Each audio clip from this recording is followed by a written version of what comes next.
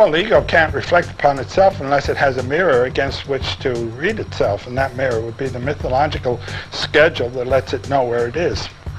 It's a patterned mirror, and the ego sees itself in that reflex and knows where it is on the scoreboard. Just for example, a person who at the age of 40 is wondering whether he's going to be punished by mother hasn't moved on. And a person at the age of 80 who's wondering, how's my golf score? He hasn't moved on either. I mean, just in a raw, gross way, this is the problem. Myth lets you know where you are.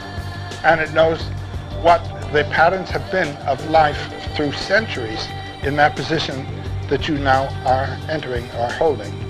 He should see himself, the 40-year-old now should see himself as a free, willing, independent, self-responsible human being.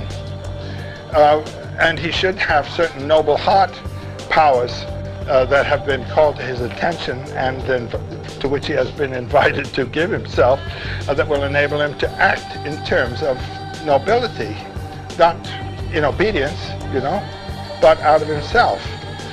And the older person must know, I'm now not now participating in the achievement of life. I have achieved it. I'm looking back, and I can tell you there's a wonderful moment that comes when you realize I'm not striving for anything, and what I'm doing now is not a means to achieving something later. Youth has always to think that way. Every decision a young person makes is a commitment to a life course.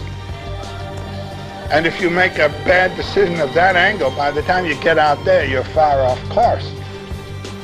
But after a certain age, there's no future, and suddenly the present becomes rich. It becomes that thing in itself which you're now experiencing, and if you've been prepared a little bit for that, you're ready.